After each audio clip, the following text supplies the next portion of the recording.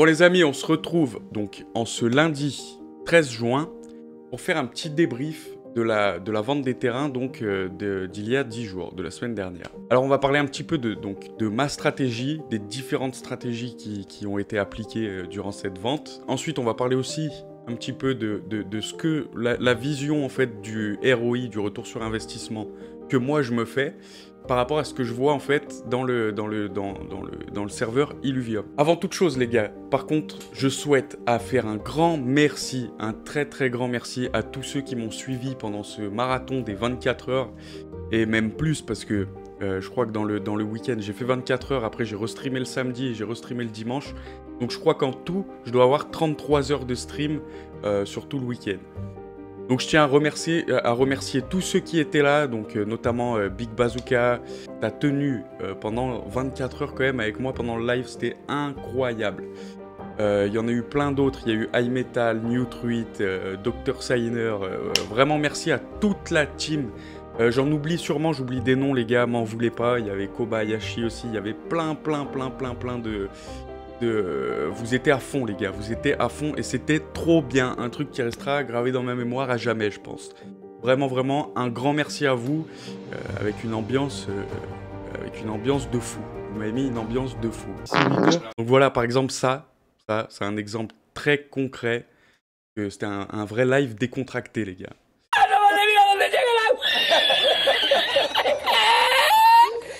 Merci à iMetal, je sais pas si je t'ai cité, enfin en gros, merci à tout le monde les gars, vous êtes des génies, des tueurs, on a tout niqué, c'était trop bien.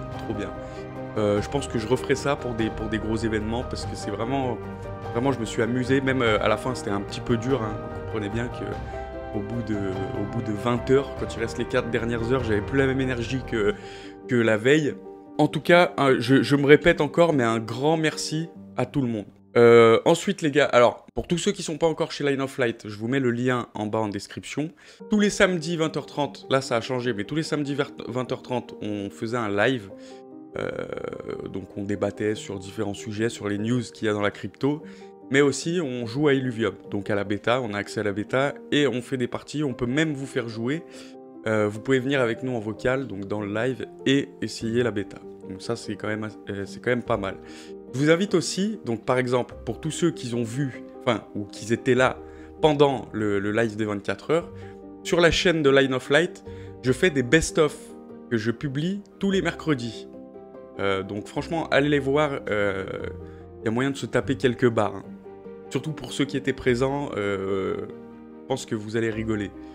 Donc je vous mets le lien pareil en bas de la... Je vous mets le lien dans la description. Et n'hésitez pas à vous abonner, ça donne de la force et c'est gratuit. Alors maintenant les gars, pour la vente des landes. Alors moi personnellement, j'ai préféré partir sur une stratégie assez liquide. Je voulais avoir de la liquidité en fait. Donc pour ma petite histoire, moi j'avais 36 SILV pour cette vente de terrain, qui est quand même un petit budget. Je suis loin d'être le plus gros, hein, vous en doutez bien. Mais par contre, au lieu d'acheter donc un T3, et j'aurais peut-être pu avoir un T3 et 2 T2, moi je voulais vraiment être assez liquide. C'est-à-dire que dans, je sais pas moi, dans 1 an, 2 ans, 3 ans, le jour où les terrains ont pris beaucoup de valeur, je voulais pas me retrouver bloqué en fait, à ne pas pouvoir sortir, vendre un terrain. Et du coup, si j'ai qu'un T3, je vends mon terrain, mais j'ai plus rien dans Illuvium. C'était pas le but. Moi je voulais vraiment avoir pas mal de liquidité pour quand je veux sortir, je peux sortir, donc revendre des T1 par exemple, et puis toujours avoir un bon pied, tu vois, dans Illuvium. Ma stratégie, elle était vraiment axée là-dessus. Ensuite, je voulais quand même aussi essayer d'avoir un land dans chaque région. Dieu merci, j'ai réussi. Peut-être que pas tout le monde a réussi à faire ça, après chacun avait des différentes stratégies. Je sais qu'il y en a qui ont préféré essayer de partir sur des Megacity, même des Megacity de T2. J'ai vu des mecs qui voulaient faire une Megacity avec les T2. Ce qui peut être aussi intéressant, chacun a sa stratégie, c'est vraiment personnel, c'est propre à soi-même. Donc voilà, donc pour ma part, j'ai réussi à avoir 3 T2 et 5 T1. Mon but était bien évidemment de les choper au prix le plus petit possible. Donc c'était assez compliqué. Je sais que pendant la nuit, du jeudi au vendredi, il y avait quelques coups de fusil à faire. Pour ma part, j'ai réussi à avoir des T1 à 2,2, 2,3 SILV.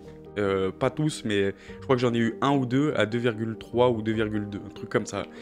Pour les T2, en moyenne à 8. J'en ai eu un à 7,9 je crois, et le reste à 8,2, 8,3. En gros, pour faire la moyenne, à peu près à 8 SILV, j'ai réussi à avoir mes T2.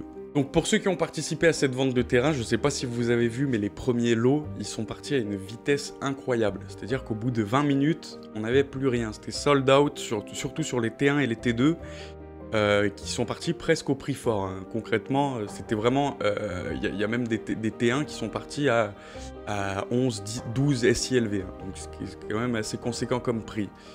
Après voilà, chacun faisait comme il voulait. Peut-être qu'il y a des mecs qui voulaient vraiment les emplacements, des emplacements pour leur Megacity. Je sais que j'ai vu 2-3 têtes qui ont réussi à faire des Megacity. D'ailleurs, félicitations à vous, vous êtes bien les gars. Moi personnellement, j'ai pas essayé de faire ça, j'avais peur de me faire sniper. Donc sniper, c'est piquer un terrain dans ta Megacity. J'ai préféré partir sur la stratégie, moi, d'avoir un petit peu tous les terrains dans toutes les régions différentes. Comme ça, bon, j'ai eu un petit peu de chance aussi, parce que enfin, un petit peu de chance. J'ai beaucoup de land, donc, enfin, j'ai 8 land. Donc je peux avoir tous les gisements de fuel. J'ai tous les gisements de fuel possibles. Donc ça, c'est un bon point. Et puis, j'ai accès donc à tous les blueprints, vu que je suis sur toutes les régions différentes. Moi, c'était ça vraiment ma stratégie. Ensuite, je voulais vous parler d'une chose aussi. Alors, je vois beaucoup dans le serveur Illuvium, donc dans le channel français. Les gars, je pense que toutes les estimations que vous faites sur le ROI, elles sont faussées complètement. Alors, de une, pourquoi? On a 3 points. On sait combien on a de sites de fuel sur notre land. On sait combien on a de sites d'éléments sur notre land. On sait le prix qu'on a acheté les lands. Mais par contre, on ne connaît pas le prix du fuel, on ne connaît pas le prix des blueprints, ou des NFT fabriqués avec ces blueprints, et on ne connaît pas le prix des NFT, donc des illuviales qu'on va aller chasser dans l'overworld grâce aux shards ou à ce qu'on aura créé avec nos terrains. Donc à partir de ce moment-là, c'est complètement impossible de pouvoir calculer un retour sur investissement, je vous le dis de suite. Une autre chose, alors je pense que certains n'ont pas la bonne vision en fait sur le ROI d'un land. Je m'explique. Le ROI du land ne se fait pas juste avec le land en lui-même. Prenez bien en compte les gars que votre land il va vous servir pour l'overworld et tous les différents jeux qui vont sortir avec Illuvium. Donc le fuel que vous avez créé, parce que je vois les mecs, en fait, ils essayent de faire un ROI par rapport au fuel. Mais cette idée-là, elle est complètement faussée. Je pense pas que vous avez le bon point de vue. Alors après, ceux qui sont pas d'accord avec moi, je serais ravi de débattre avec vous dans les commentaires. Dites-moi pourquoi vous n'êtes pas d'accord avec moi. Pour moi, le land, il va servir à créer des choses qui vont vous être utiles dans l'overworld. Une fois que vous allez jouer dans l'overworld et capturer donc, vos illuviales ou tout ce que vous voulez, ou faire les skins, les NFT d'armes et d'armures, une fois qu'on aura ce prix-là, on pourra déjà essayer de déterminer un retour sur investissement.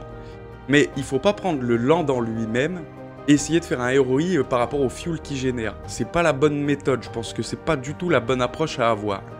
Il faut vraiment attendre que tout l'écosystème d'Illuvium soit sorti pour voir en fait ce que les lands nous permettent, et à partir de ce moment-là, sur le marché secondaire, quand on aura le prix des NFT concrets avec les lands, ou le prix des illuviales qui vont se vendre dans l'Illuvidex, à partir de ce moment-là, vous pouvez déjà avoir une idée du ROI, du retour sur investissement que vous pouvez faire avec vos lands. Mais je pense que là, ça sert à rien pour le moment. Je vous le dis, je parle à tous les mecs du channel FR sur Illuvium, vous vous reconnaîtrez les gars de toute façon, salut à vous. Non, mais je pense que voilà, je pense que ça sert à rien d'essayer de calculer un ROI maintenant, on n'a aucun chiffre en notre possession pour pouvoir calculer un ROI. On n'a que le prix, donc je me répète, hein, mais que le prix du land qu'on a acheté, donc vous avez ça, et vous avez donc la localisation du land bien évidemment, mais ça n'a rien à voir avec le ROI, et les gisements de fuel que vous avez, donc soit Hyperion, soit Solon ou soit Krypton. Mais vous ne savez pas combien le prix de ce fuel se revend sur le marché secondaire. Donc à partir de ce moment-là, en fait, on n'a aucune donnée pour pouvoir estimer un ROI. Et comme je vous le dis, le ROI ne se fait pas forcément par rapport au fuel. Alors oui, si tu as envie d'avoir un land, faire du fuel, vendre ton fuel, et c'est comme ça que tu vas calculer ton ROI, je pense pas que c'est la bonne méthode. Je pense pas que c'est la bonne approche du jeu qu'il faut avoir. Moi vraiment, je pense qu'il faut prendre en globalité tout l'écosystème. Donc voilà les gars pour un petit peu le fond de ma pensée sur, cette, sur le retour sur investissement et sur cette vente de land. Alors, je sais que beaucoup ont des avis qui divergent par rapport à ça, et je serais ravi, donc, et même très intéressé de pouvoir en débattre avec vous. Donc écrivez dans les commentaires si vous n'êtes pas d'accord avec ce que je dis, ou si vous avez d'autres idées. Je serais vraiment content d'échanger avec vous sur ce sujet-là. Bon les gars, donc on arrive déjà à la fin de cette vidéo. C'était une vidéo très courte, un peu pour faire voilà, un petit débrief de cette vente de terrain. D'ailleurs qui était très cool. Un petit aussi débrief sur ma vision en fait du retour sur investissement par rapport au land. J'espère que cette vidéo elle aura pu vous éclairer un petit peu, enfin sur du moins le fond de ma pensée bien sûr, hein, pas la sainte parole, je pense que personne l'a. Mais c'est intéressant voilà, d'échanger. Donc moi je vous exprime ça par rapport en fait à ce que je vois aussi sur le Discord Illuvium. Et donc j'ai trouvé intéressant d'en parler en vidéo. Voilà. Bon les gars, sur ce, c'est déjà la fin de cette vidéo, elle a été très courte. Je vous dis à la fin de la semaine pour une nouvelle vidéo. Allez, merci à vous les gars. Ciao, ciao.